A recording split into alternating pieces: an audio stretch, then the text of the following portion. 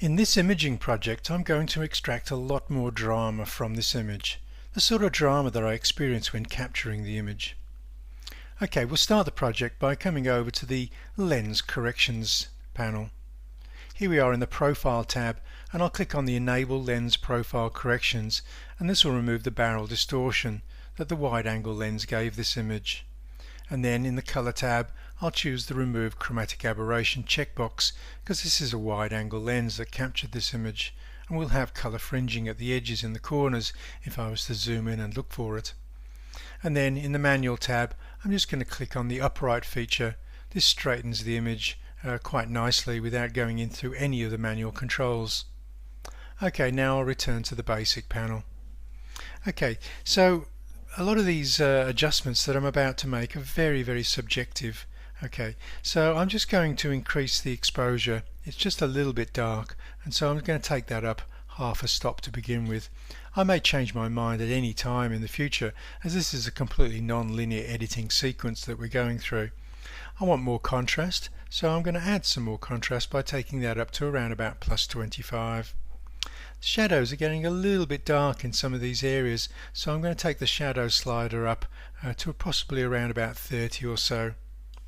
And in order to get the maximum drama from this image, I'm going to lean on heavily on the clarity slider here, and I'll take this up to an 80 or so.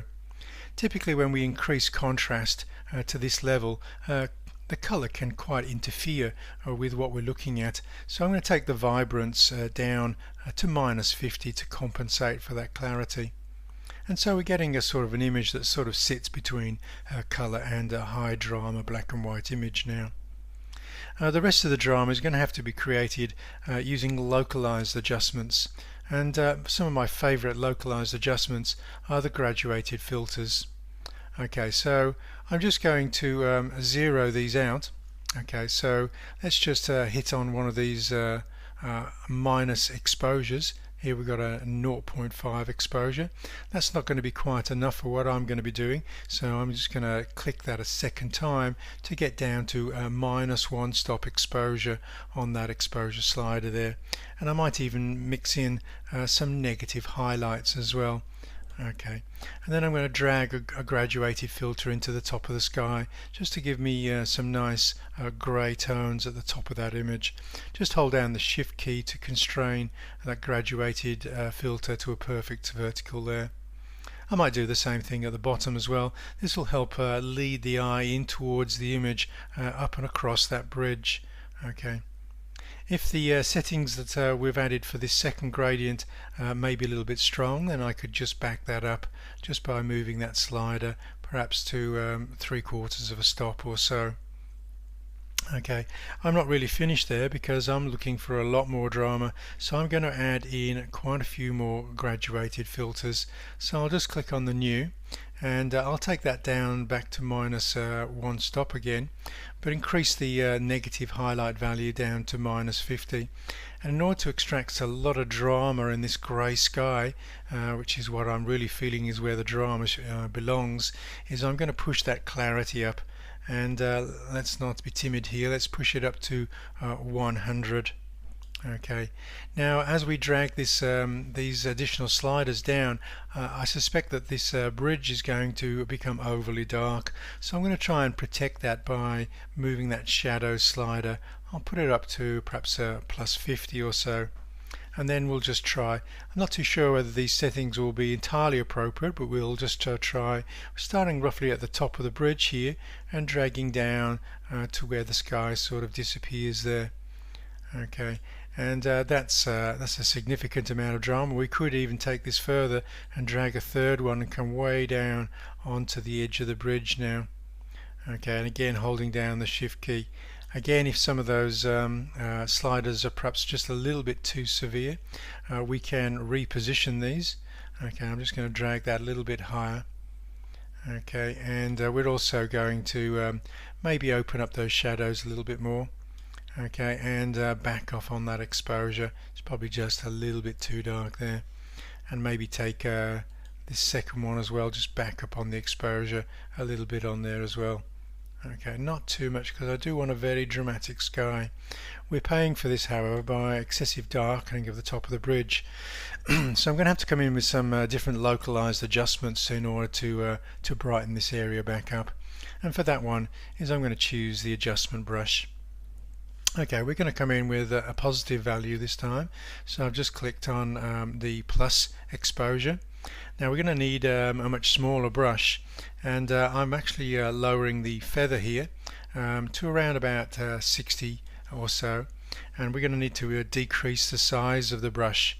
Okay, we could do that using the size slider here, or I can just use the square bracket keys, which are also the keyboard shortcut inside of the main editing space of Photoshop. We'll just paint to add that half a stop adjustment to the top of the bridge. Don't be too worried about spill if it moves over into the sky. We can clean that up later. You'll see that I'm painting with the auto mask on, but sometimes it's actually better and easier to paint with the auto mask off. I'll just hit that delete and deselect that auto mask and just paint a little bit more quickly with that auto mask off.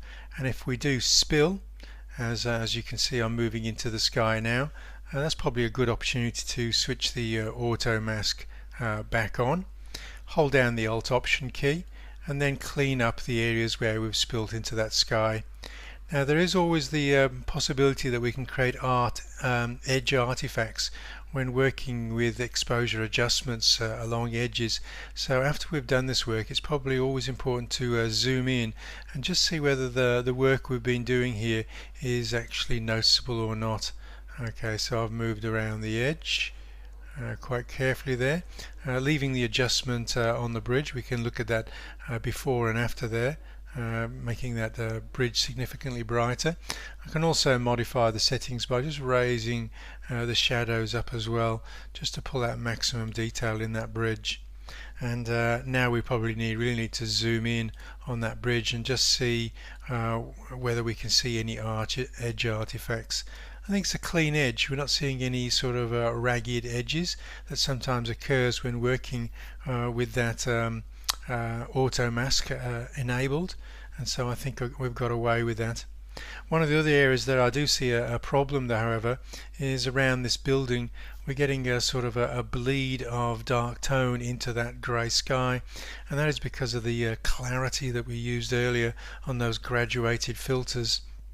We could get rid of that just by hitting on the new adjustment brush. And then coming down to the clarity slider, I'm using a negative value, and we'll take this all of the way, 4 clicks all of the way down to -100, and then we'll run that over the top of that building to remove that halo along that edge. Okay, and that cleans up that nicely. Okay, and we'll zoom back out, Command 0. There's probably another couple of brushes I want to work with. I'm liking the very bright highlights along this bridge, but we've also got some bright walkways. I want to take those down roughly half a stop, so I'm going to click on the new brush there and take that down perhaps a half a stop, maybe also add in some highlights. Just going to zero that clarity slider there. And then we'll brush that in along these boardwalks here along either side, just taking them down a fraction, just so that the whites of the bridge are definitely the brightest areas in this image.